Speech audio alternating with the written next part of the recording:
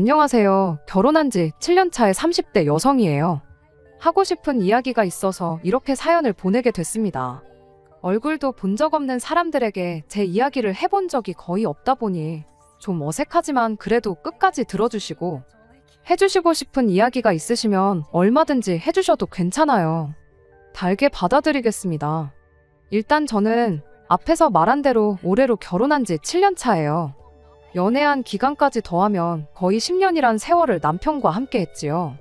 그리고 결혼 직후부터 저희 부부는 아이를 갖기 위해 부단히도 노력을 했습니다만 어째선지 통 소식이 없더라고요.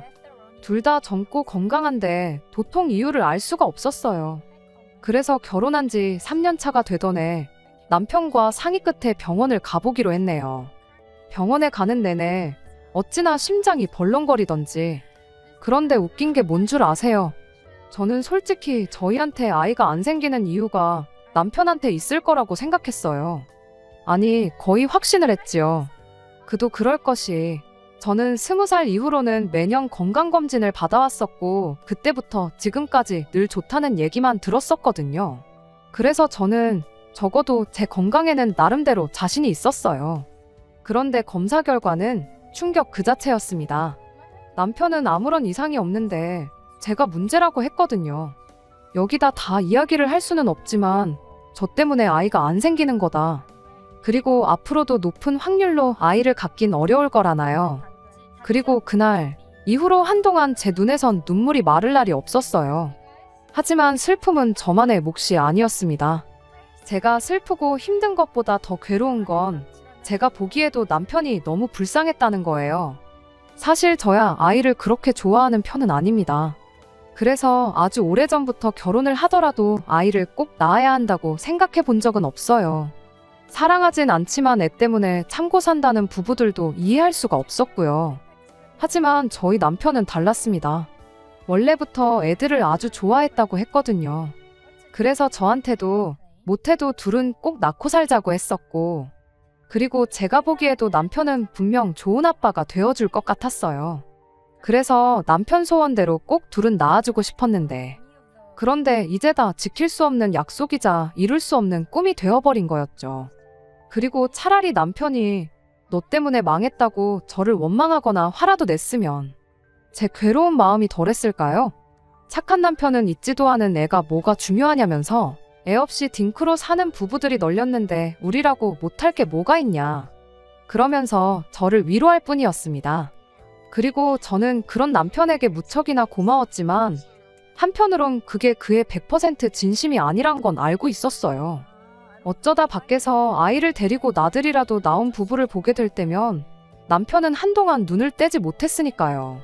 게다가 그런 남편의 태도보다 저를 더 신경 쓰이게 한 건 우리가 애를 가질 수 없다는 걸 알게 된 이후로 남편이 점점 더 시조카에게 사랑과 관심을 쏟아붓기 시작했다는 사실이에요.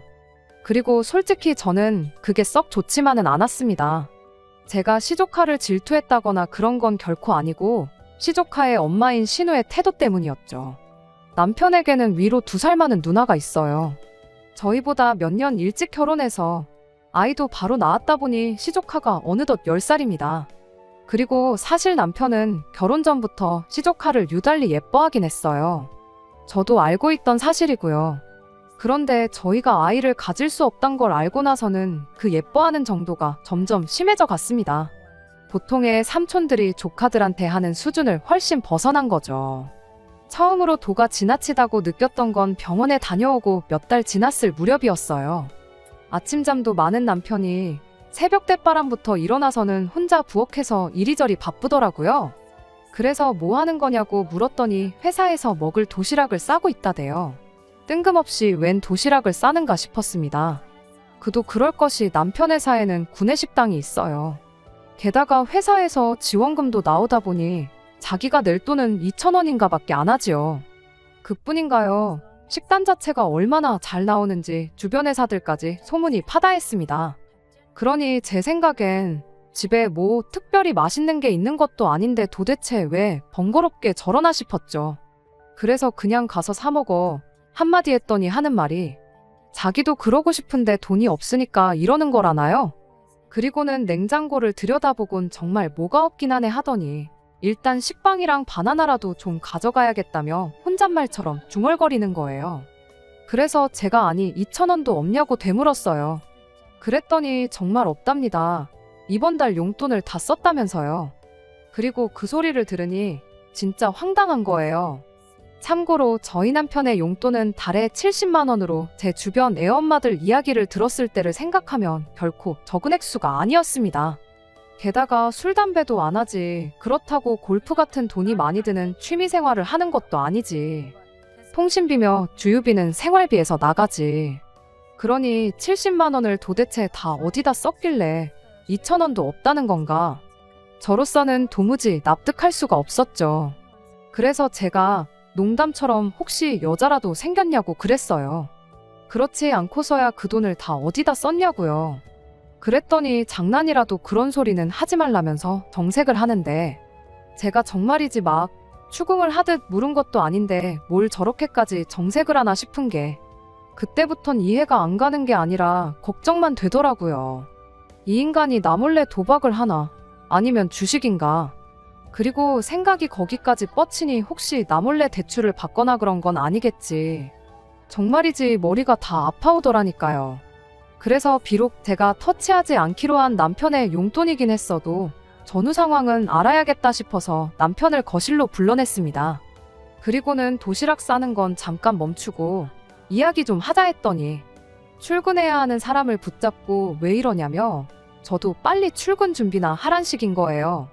하지만 제가 뭐 토론을 하자는 것도 아니고 그냥 그 용돈을 다 어디다 썼는지만 말해주면 되는 거 아니냐고 끈덕지게 남편을 붙잡고 늘어졌습니다. 그랬더니 그제서야 남편이 하는 말이 조카한테 썼대요. 조카가 이번 달에는 갖고 싶어 하는 게 많아서 자기가 좀 무리를 했다나요? 황당했죠. 아니 조카가 갖고 싶은 게 많다고 왜 자기가 그걸 다 사주나 싶어서요. 하지만 더 저를 황당하게 한 건 그 이야기를 하는 남편의 태도였습니다. 담담하다기보다는 뭐랄까 너무 태연했거든요. 아무렇지도 않은 표정도 그렇고 그러다 문득 그럼 혹시 이번 달만 그런 거냐 물었습니다. 그랬더니 자기도 뭐가 좀 민망하긴 했는지 씩 웃더니 한다는 말이 그럴 리가 있냐. 정말 기가 막히더라고요. 그래서 아니 아무리 조카가 예뻐도 그렇지 매달 그 돈을 다 퍼준 게 말이 되냐며 언성을 좀 높였습니다. 그랬더니 남편이 좀 억울하단 표정으로 하는 말이 자기가 자기 용돈으로 알아서 한 건데 그렇다고 막말로 자기가 저한테 손을 벌리기라도 했냐 어쨌냐 하면서 저더러 그렇게 야박하게 굴지 말라는 거예요. 서운하다면서요. 그래서 남편한테 내가 더 서운하다 했습니다. 그리고 솔직히 그간엔 크게 신경 쓰진 않았었는데 남편이 저에게 해줬던 선물이라던가 저희 부모님께 드렸던 용돈이라던가 그런 것들이 머릿속을 스치면서 짜증이 확 올라오더라고요.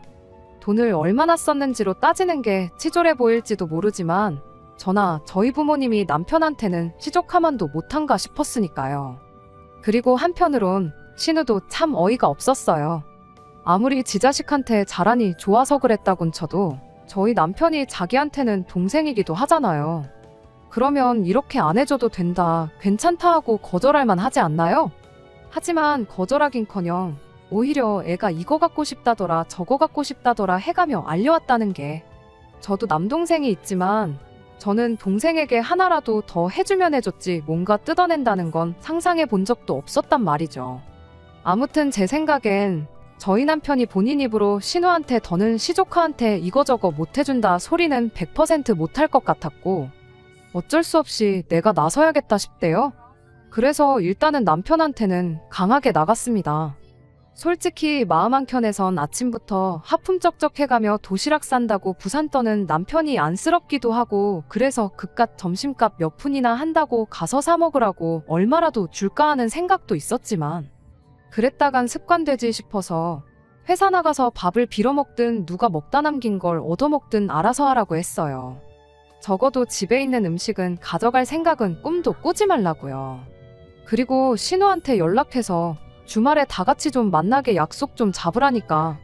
남편이 자기가 나이가 몇 살인데 용돈 문제로 누나까지 불러내야 하냐면서 오히려 더 목소리를 높이더라고요. 그래서 당신 말 잘했다고 당신 말대로 당신 나이가 몇 살인데 용돈도 규모 있게 못 쓰고 그걸 시조카한테 다 털어주고 왜 아침부터 거슬리게 궁상을 떨고 그러냐고 받아쳤습니다. 그리고는 내가 차라리 당신이 어디서 돈을 흘렸다고 하면 한 번의 실수니까 이해를 하고 넘어갔겠지만 지금까지 내내 이 모양이었다 생각하니 우라가 치민다고 했어요.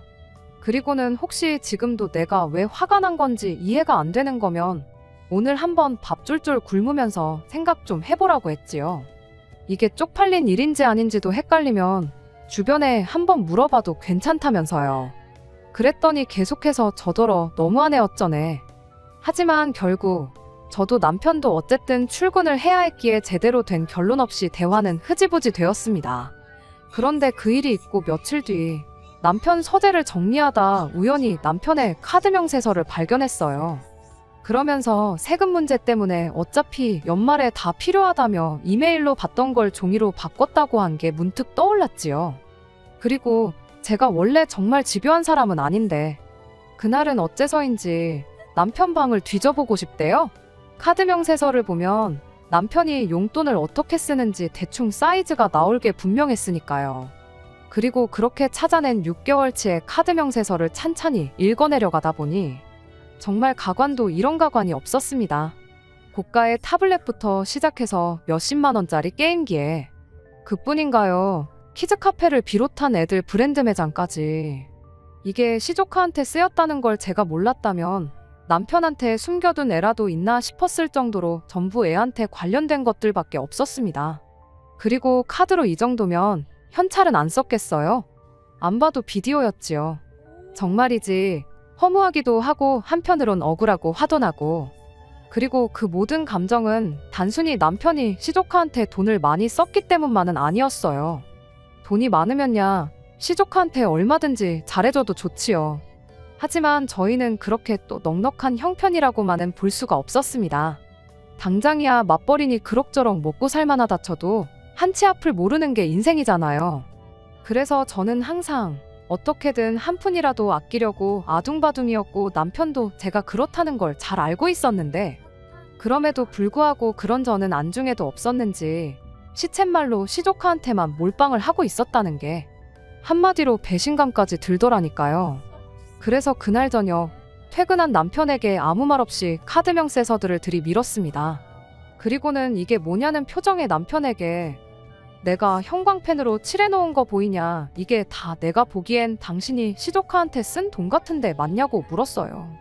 그랬더니 남편이 좀 당황한 얼굴로 저와 명세서를 몇 번이고 번갈아 보더니 약간은 자포자기한 듯이 그래서 지금 자기더러 어쩌라는 거냐대요. 그래서 지금 내 앞에서 신우한테 전화 걸라고 그래서 셋이 만날 자리 좀 만들라고 했지요.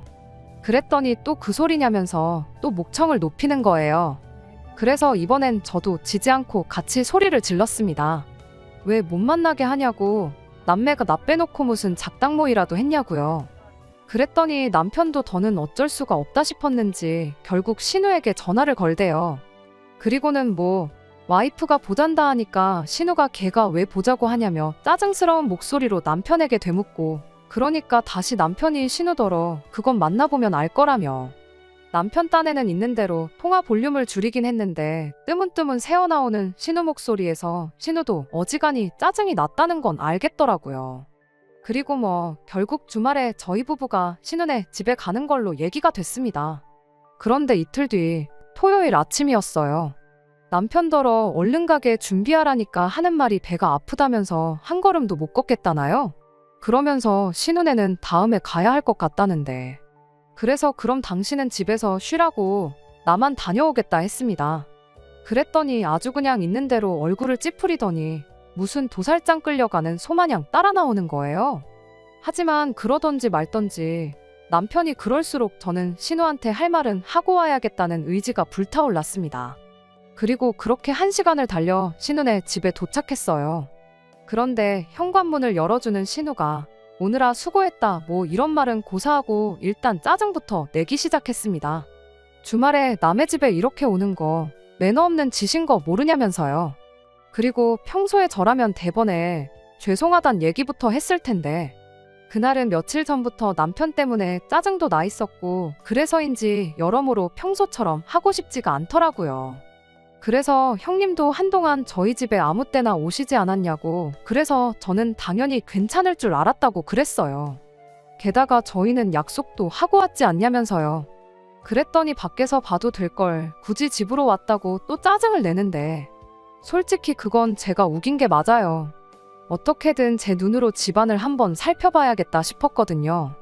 그래서 신우가모라건 더는 대꾸하지 않고 멀찍이 서 있는 시조카한테 외숙모가 심심해서 그런데 게임기 좀 시켜줘 했습니다.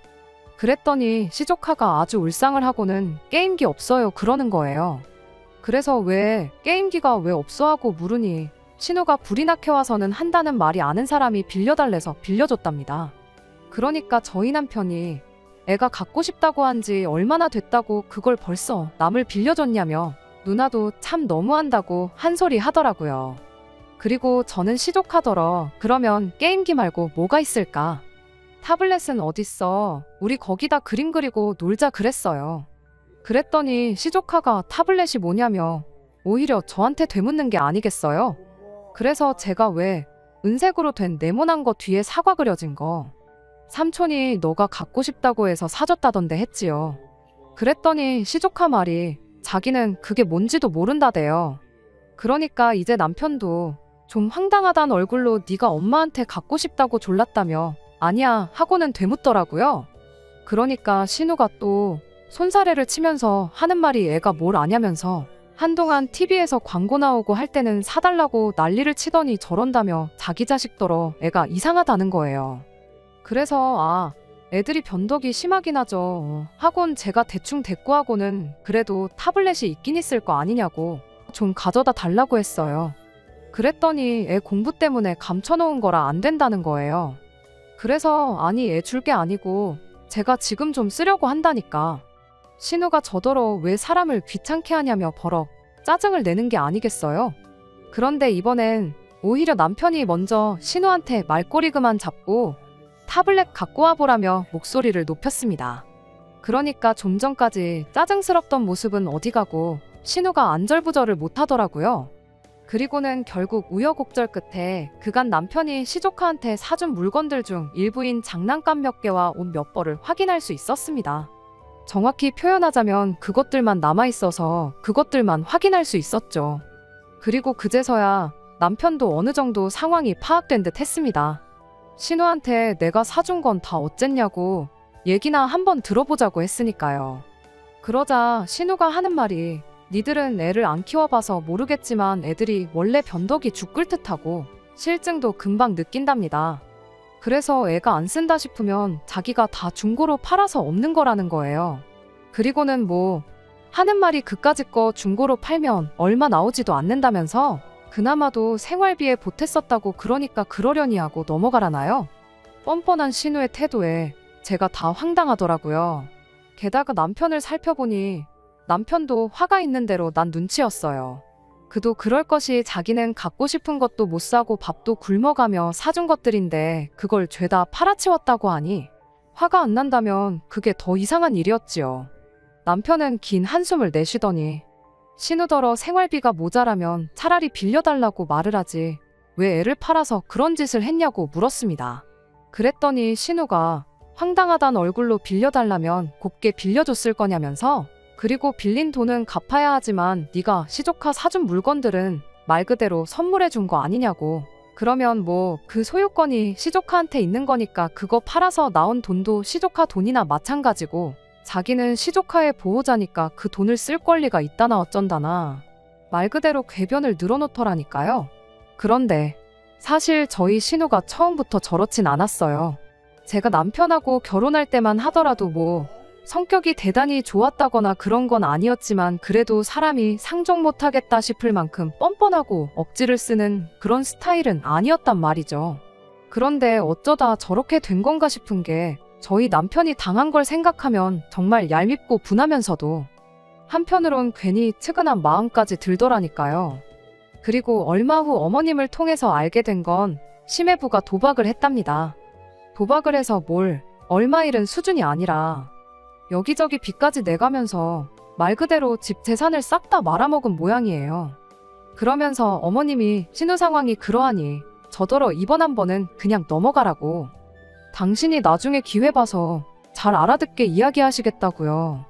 그래서 저도 마음 같아선 누나가 돼서는 동생 뜯어먹고 사는 게 할 짓이냐고 인생 똑바로 살라고 퍼붓고 싶었는데 꾹 참았습니다. 아예 두 번 다시 안 보고 살 거면 모를까. 그래도 어쨌든 가족이니까 제 나름대로 한 번의 기회는 줘보기로 한 거죠. 다만 남편한테는 단단히 일러뒀어요. 시조카를 예뻐하지 말라는 건 아니지만 뭐든지 적당히 도를 지나치지 말라고. 다른 사람들이 봤을 때 상식선에서 납득 가능한 수준으로만 했으면 좋겠다고요. 그랬더니 남편도 자기가 생각이 짧았다면서 미안하답니다. 자기도 자기 누나가 그럴 줄은 몰랐다면서 말이에요. 그리고는 뭐 이해해줘서 고맙다는데 솔직히 따지자면 이해를 했다기보단 이혼할 게 아닌 이상 뭐 언제까지 이 일로 서로 부딪히며 살 수는 없는 노릇이었으니까요. 그래서 그냥 이 정도 해뒀으면 충분하지 않을까 하고는 넘어가기로 한 거죠. 그리고 저희는 상의 끝에 제가 경제권을 다 갖기로 했습니다. 제가 남편더러 이번 일로 당신에 대한 신뢰를 전부 잃었으니 경제권을 저한테 이임하라고 했거든요. 그랬더니 남편도 순순히 알겠다고 하대요. 그래서 당장 용돈부터도 매달 초 목돈으로 주던 것을 매주 얼마씩 쪼개서 주는 걸로 바꿨어요. 아무튼 그렇게 상황이 일단락되는 동안 신우네랑도 더는 이렇다 할 교류는 없었습니다. 신우도 그렇고 심해부도 그렇고 여러 가지로 쪽팔려서 그랬는지 시댁에도 잘 안 온다고 하더라고요. 그러니 저희 부부랑은 더욱이 마주칠 일이 없었죠. 그리고 그렇게 한 2년쯤 지났을까 웬일로 신우한테 연락이 왔어요. 예전보다는 한층 밝아진 목소리로 그동안 잘 지냈냐고 묻는데 정말 우리 사이에 아무 일도 없었던 것처럼 얼마나 친했던 사이처럼 물어오니 제가 다 당황스럽더라니까요. 그래도 일단은 잘 지냈다고 형님도 잘 지내셨냐 물었습니다. 그랬더니 자기는 요즘 살만 난다대요. 빚도 다 갚고 여유가 생겼다면서. 그리고는 조만간 한번 다 같이 만났으면 좋겠다는 거예요. 자기네 애가 저희를 그렇게 보고 싶어 한다면서요. 그래서 알겠다고 했어요. 아닌 게 아니라 사실 저희 남편도 시조카가 어떻게 지내는지 늘 궁금해하고 보고 싶어 했었거든요. 그러니 뭐 언제까지 안 보고 살게 아닌 이상 이젠 만나는 게 맞다는 생각이었죠. 그리고 그렇게 다시 어느 다른 가족들처럼 저희도 신은혜와 왕래를 시작했습니다. 시조카도 시조카지만 남편이 한층 밝아진 것 같아서 제가 다 좋더라고요. 그런데 올해 초쯤 신우가 한 가지 제안을 해왔습니다. 이제 곧 시부모님 칠순도 있고 그러니 걔를 하면 어떻겠냐는 거였죠. 사실 칠순뿐만이 아니라 두 분 다 나이가 있으시니 병원에 가실 일도 많아지실 거고, 그런데 그럴 때를 위해서 걔를 해놓으면 누가 돈을 낼 건지 서로 눈치 게임할 필요도 없다면서. 그리고 실은 자기가 예전부터 걔를 하자고 하고 싶었는데 그땐 자기가 형편이 안 돼서 말을 못했다며 이젠 할 수 있을 것 같으니 같이 하자 뭐 그렇게 이야기를 하대요. 그리고 신우 말을 들어보니 나름대로 일리가 있더라고요. 실제로 뭐 주변에서 이야기하기를 시부모님이 갑자기 쓰러지셔서 병원비로 얼마가 들었네. 여행을 보내드리느라 얼마가 깨졌네. 그런데 신우 말대로 걔만 제대로 해놓으면 그런 일이 있을 때 대처하기도 쉽겠다 싶었죠. 그래서 한 달에 10만 원씩 그렇게 걔를 시작했습니다. 다만 한 통장으로 묶지는 않고 신우네는 신우네대로 저희는 저희대로 따로 모으기로 했어요. 그런 식으로 하는 개가 어딨나 싶으시겠지만 신우의 전적이 있다 보니 도저히 거기다 맡길 수는 없었으니까요. 게다가 신우는 신우대로 그래도 자기가 윗사람인데 자기가 관리하는 게 맞지 자기가 매달 저한테 이체를 하는 건 모양 빠져서 싫다는 식이었고, 그래서 뭐 그렇게 흔하지 않은 형태의 개를 하게 됐네요. 그리고 여기까지는 사실 별 문제가 없었습니다. 그림이 이상할 뿐이었지 각자 알아서 매달 돈을 저축하는 개념이었으니 시부모님을 모시고 외식을 하러 가더라도 두 집이 딱 반씩 부담하면 됐으니까 깔끔하더라고요. 한마디로 서로 치졸한 모습을 보이지 않아도 돼서 좋았달까요? 그런데 결국 일이 터졌습니다. 그날도 시부모님을 모시고 교회에서 식사를 하고 있었는데 대뜸 신우가 올 연말에 온 가족이 다 같이 가까운 일본이라도 다녀오면 어떻겠냐고 하대요. 그런데 저희 부부는 이미 일본을 몇 차례 다녀오기도 했고 그래서 영 내키지가 않았습니다. 게다가 신우네랑 왕래는 하고 있었다고 해도 어디 가서 같이 자고 그럴 정도로 편하지는 않았거든요. 그래서 저희 부부는 빼고 다녀오시라고 했어요. 저희는 저희대로 다음에 시부모님 모시고 따로 다녀오겠다고요. 그런데 저희가 그렇게 이야기를 하니 시부모님께서 그래도 다 같이 가야 재밌지 않냐며 말 그대로 서운한 티를 팍팍 내셨습니다. 그리고는 이게 다 당신들이 자식 농사를 잘못 지어 그렇다며 왜 이렇게 우리 애들은 남매 간에 우애가 없는지 모르겠다 하시는데 남편은 바닥만 보고 묵묵부답이지 신우는 신우대로 이게 다 자기 때문이라며 시부모님께 죄송하다 그러지. 그러니까 순식간에 제가 제일 나쁜 사람이 돼버렸더라고요. 그래서 결국 알겠다고 같이 가겠다고 했어요. 그리고는 마음을 고쳐먹었습니다. 어떻게 보면 또 이번 기회로 가족들 간에 더 끈끈해질 수도 있고 뭐 어머님 아버님한테 효도한다 생각하면 그깟 며칠 참아보자면서요. 그런데 며칠 뒤 신우한테 연락이 왔습니다. 한껏 들뜬 목소리로 저희 귀찮을까봐 자기가 여행 계획을 짰다고요. 그래서 제가 혼자 하시느라 힘드셨겠다고 했더니 좀 힘들긴 했지만 괜찮다면서 아무 걱정 말고 자기만 믿고 따라오라대요. 그래서 저는 그래도 한번 다 같이 만나서 이야기는 나눠봤으면 좋겠다고 했습니다. 어딜 갈 건지 뭘 먹을 건지 그런 정보도 하나 없이 무슨 유치원생들 소풍 가는 것도 아니고 신우 뒤만 졸졸 쫓아다닐 수는 없다 싶었으니까요. 그랬더니 신우는 좀 전과는 달리 한껏 날카로워진 목소리로 정 그래야겠으면 알겠다고 하대요.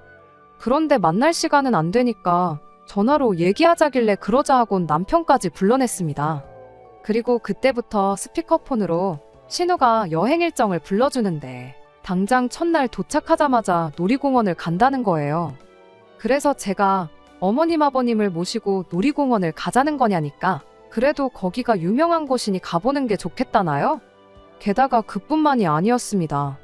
가자고 정한 식당들도 죄다 파스타에 햄버거에 제가 보기에는 절대로 어머님 아버님이 잘 드실 만한 메뉴들이 아니었지요. 하지만 무엇보다도 황당했던 건 신우가 심해부 동생도 데려간다는 거였어요. 그래서 제가 그 사람을 왜 가족여행에 데려가냐고 말도 안 된다니까. 일본어를 할 줄 아니까 여행 경비를 내주는 대신 통역을 해주기로 했다고요. 어이가 없었죠. 솔직히 요새 누가 일본어를 할 줄 알아야만 일본에 가나요? 가면 천지에 한국말로 다 써있는데 그래서 그럴 필요 없다. 당장 나도 몇 마디는 할 줄 알고 일본어 못해도 여행하는데 전혀 지장 없다.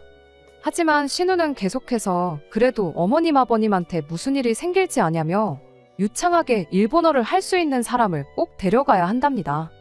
그리고는 저더러 안 데려갔다가 한 분이 쓰러지시기라도 하면 너가 다 해결할 수 있냐는데 할 수 있다고 했다가 무슨 일이라도 정말 생기면 제가 다 뒤집어 써야 하잖아요. 그러니까 차마 할 수 있다 소리도 못하겠고 그래서 그럼 형님 마음대로 하시라고 했어요. 그런데 그게 끝이 아니었습니다. 여행 경비는 어떡할 거냐고 물어왔거든요. 그래서 뭘 어떡하냐.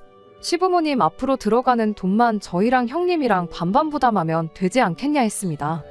그랬더니 그렇게 계산하면 안 된다면서 시부모님 2분 그리고 저희 둘 신은의 식구 셋 그리고 심해 부동생까지 총 8명이지 않냐며 이 8사람 몫을 저희랑 신은의 2집이 나눠서 내야 된다나요? 황당했지요. 저희가 왜 시조카목 씨랑 심해부 동생인지 하는 사람 몫의 반을 부담해야 하는지 납득할 수가 없었으니까요. 그래서 제가 그런 계산법이 어딨냐고 그렇게는 못한다 했습니다. 그랬더니 신우가 저더러 참 똑부러진다면서 어찌나 비아냥거리던지요. 그렇게 똑부러져서 아주 부자 되겠다고 비꼬는데 저도 너무 성질이 나서 부자 될 거니까 걱정 마시라고 받아쳤어요. 그랬더니 이제 뭐 제가 자기를 무시를 하네 어쩌네 되바라졌네 어쩌네.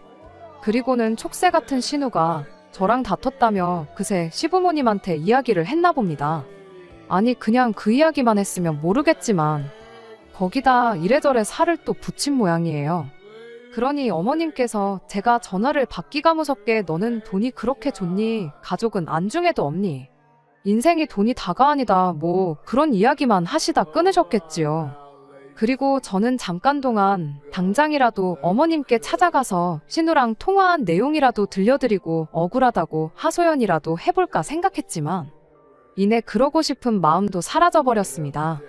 왜냐하면 신우와 통화하는 내내 옆에서 입국 다물고 있던 남편이 이번엔 제가 좀 심했다는 식으로 나왔으니까요.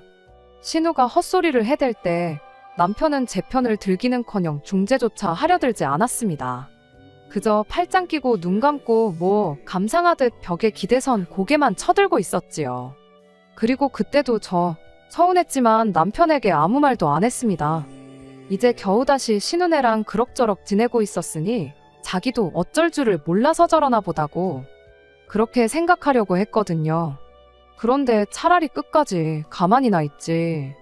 난데없이 저더러 너무하네 계산적이네 그러는데 정말 허탈했어요. 그래서 남편더러 너네 누나는 양심이 없고 너는 결국 나보단 네 가족인가 보다 쏘아붙였고 그리곤 뭐 나중엔 서로 그간 마음에 꽁하고 있던 것들까지 다 끄집어내가며 싸우고 말았네요. 가족 여행이 뭐라고 이렇게까지 일이 커질 일인가 싶으면서도 한편으론 그 얌체 같은 기질을 못 버리고 또 잔머리나 굴려대는 신우가 미워 죽겠습니다. 왜 자꾸 눈에 뻔히 보이는 수로 야가 빠지게 행동을 하는 건지. 그리고 그래도 핏줄이 뭐라고 그런 신우 편을 드는 남편도 참으로 이해할 수가 없네요. 안녕하세요.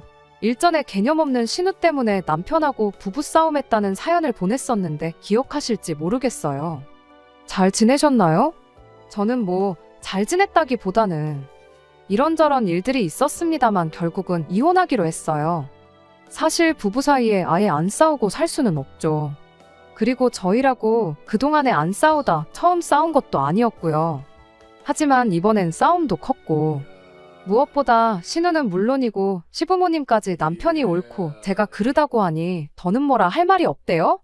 물론 그분들이 제 편을 들어줄 거란 기대는 애시당초 없었습니다만 그래도 막상 그렇게 한 가족이라고 똘똘 뭉쳐서는 저만 나쁜 사람으로 몰아가니 저도 뭐 더는 어쩔 도리가 없더라고요.